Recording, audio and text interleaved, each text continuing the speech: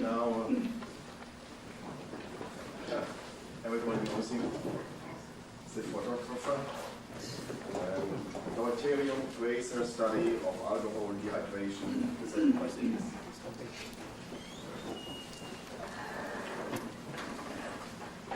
Well, it's appropriate that this meeting be at Lehigh, since my first time to see Camille was at Lehigh University back in the 1960s when he had just come here. He gave, they sent around the notice of seminar, and so I drove up from Paulsboro, New Jersey to hear him.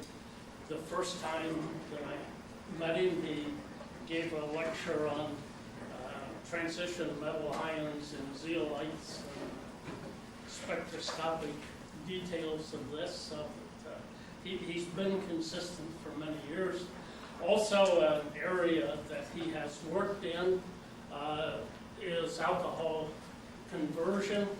I'm showing here a recent review. Standard mechanism for alcohol dehydration. Formation of a carbocation is the mechanism that's widely accepted, and then this eliminates hydrogen to give water or regenerate the catalyst in this case, and the olefin product. Another, which I won't cover, is the formation of ether. Again, Camille has studied this extensively, showing that it's Walden inversion mechanism leads to that.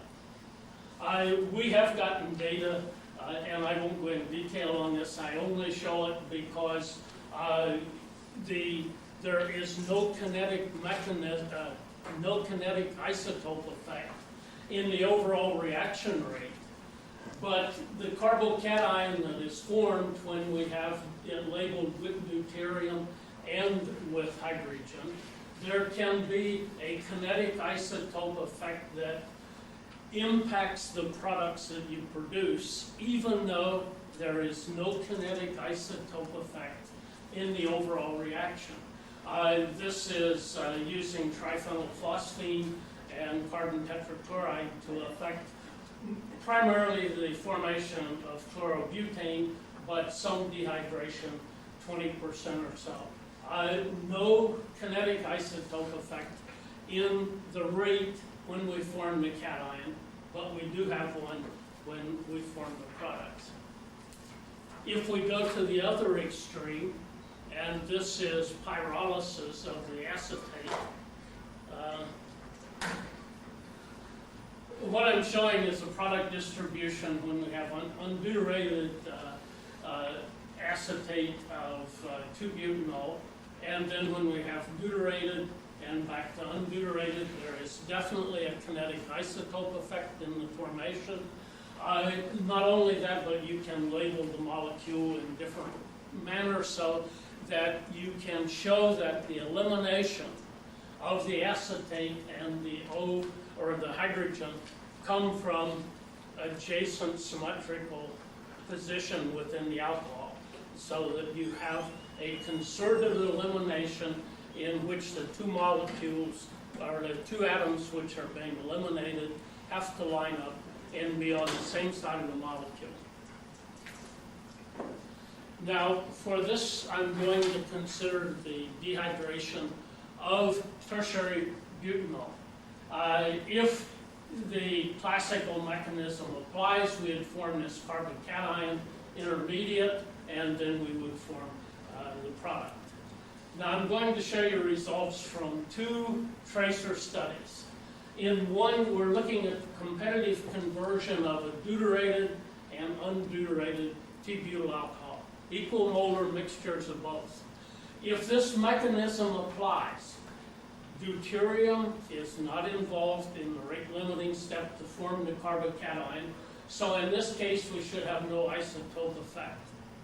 In the other one, we have labeled it so we have deuterium on two of the methyl groups, hydrogen on one. Again, there would be no primary isotope effect, but you could get an isotope effect in the formation of the product. It should be easier to remove hydrogen, for example, than deuterium. And so the olefin you get may be enriched in the deuterium. This conversion had been looked at before but by Professor Nutzinger, except he did the experiment separately. He did it with T-butyl, he put it in, he did it in recirculation, increasing the temperature.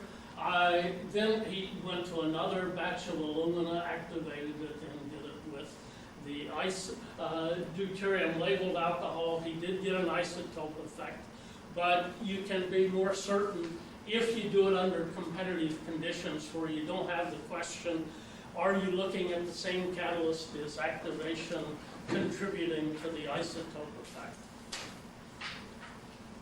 So the result that I'm showing here is the deuterium isotope effect over alcohol and zirconia. This is not the sulfated zirconia that Camille has used a lot. This is just plain zirconia. The alumina, we've done the analysis by NMR and by GC mass spec. The kinetic isotope effect for both of these is roughly 2. And this is approaching the kinetic isotope effect that you would expect for a reaction at roughly 200 degrees. So that when we convert this competitively, if it forms the carbocation by removing the OH and the rate limiting step, we should not have a kinetic isotope effect. We measure experimentally, we do have an isotope effect. And it is larger than what you would get if this was a secondary isotope effect. We look at some of the other oxides that have been used for alcohol conversion. I put the alumina data here again to show it is roughly 2 over this temperature range and flow rates. If we use thoria or magnesium oxide, we're not able to measure the isotope effect because we get exchange. Here we are converting the T-butanol, which has 6 deuteriums, that is 2 methyls have deuterium, 1 has hydrogen. If we should only get D5 and D6, and that is essentially all we get with alumina, so there's very little exchange of deuterium. However, when we use thorium oxide and magnesium oxide, more basic, we get extensive exchange, so we're unable to tell whether there's an isotope effect or not. If we look at the data from the conversion with alumina or with zirconia, the only way that we can come up with to have an isotope effect is that removal of the OH bond has to occur in concert with the removal of the deuterium in this case, or hydrogen in this case. We have an isotope effect I'm showing in this case where we have the competition within the molecule where we have 1 methyl group and 2 deuterated. We get the same effect if this were completely deuterated. This was completely undeuerated. We get the same isotope effect as we do here. It's roughly 2, which is a large kinetic isotope effect. If it is a concerted reaction where hydrogen and deuterium are involved in bond breaking, very much like you have with acetate pyrolysis, then we would expect the kinetic isotope effect that we get. There is no way, if you form the carbocation, that you can get the isotope effect. And so, in the results that we have gotten with this, and I haven't shown you, but with 2-butanol we get the same effect, that unlike the organic textbooks have taught you for alumina and zirconia, the alcohol dehydration is not the carbocation that you see written. It's a concerted mechanism in which you have to break the O bond. At the same time, you're breaking the deuterium or the hydrogen bond. And so it's a concerted reaction, much like you get with the alcohol pyrolysis. And so in 5 minutes, I showed you the textbook is wrong, and I will stop.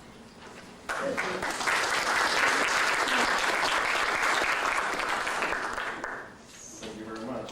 TD is high. Okay, I have some questions. Everything seems to be clear. It usually is when you're last. Yeah. The audience usually finishes before you do. So, Gabo? I just wondered whether the internal exchange of hydrogen and deuterium within the same molecule is totally negative. With the alumina and zirconia, it is. With magnesium and thorium, it is not.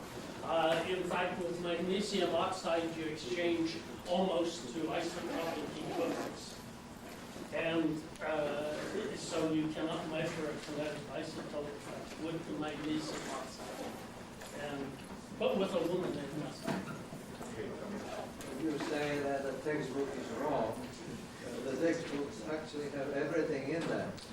And would you classify this as an E2 mechanism, elimination by molecular, which is in textbooks?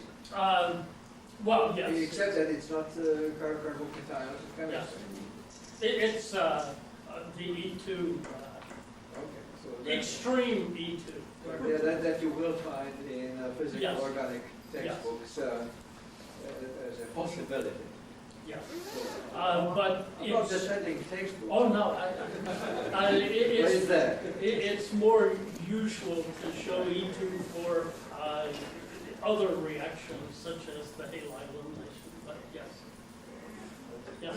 The difference in mechanism between the magnesium oxide and alumina, is that related to the concentration of hydroxyl groups in the surface, or what is the main difference? Why there is so much scramble to the magnesium oxide? The magnesium oxide we found very difficult to reproduce selectivity. Sometimes you get predominantly dehydrogenation, sometimes as much dehydration at least as dehydrogenation. And so I had a structure I didn't go into where I think the exchange is, with magnesium oxide and thorium oxide, is that you have a structure that resembles at least partially dehydrogenated alcohol, so that it's approaching what looks like a ketone, where you have some double bond character in the oxygen. If you have the ketone, the exchange with water is so rapid that all I can get is a statistical distribution. But I don't have proof for that. Okay, let's. That's great. Let's start.